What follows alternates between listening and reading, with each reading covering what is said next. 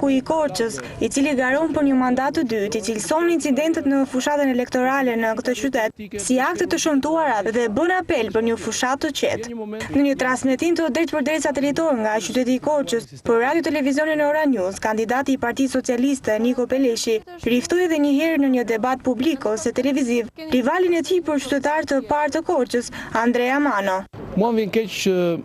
kjo fushat në fakt nuk po duket të jetë ashtu siç unë e kisha menduar. Një fushat ku unë do të kisha mundësi së bashku me kandidatin tjetër, një mikun tim prej 30 vitesh, të jepnim qytetarëve të Korçës një standard të ri,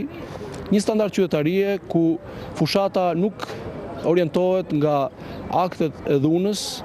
edhe të sharje dhe shpifeve në distancë, por orientohet nga debatet, nga diskutimet në tavolinë para qytetarëve, para mediave, para gjithë publikut të gjerë. Vazhdoj të përsëris kërkesën për një debat në media ose jo në media, para televizionit apo para radios, para qytetarëve të Korçës,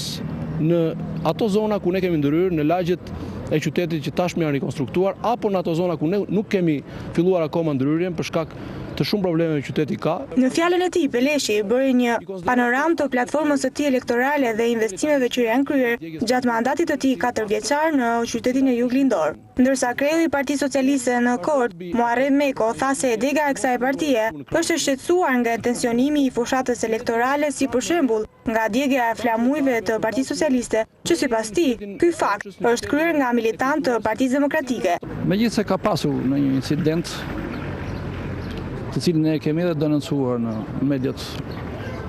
kombëtare dhe të lokale, siç kanë qenë për shembull djegja e një flamuri disa ditë para, por që unë do ta menja si një incident të rastit. Dhe me këtë rast përshëndes edhe kundërshtar tan politik të cilët janë distancuar nga ky akt.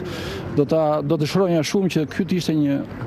incident i vetëm dhe të mos përsëritej. Por për Ardian Shkëlqimin, fushata në Korçë ka qenë e qetë dhe incidentet e përmendura nga Partia Socialiste nuk kanë as pak lidhje me këtë situatë. Nuk ka ndodhur asnjë incident, mua më vjen keq që përmenden raste sporadike,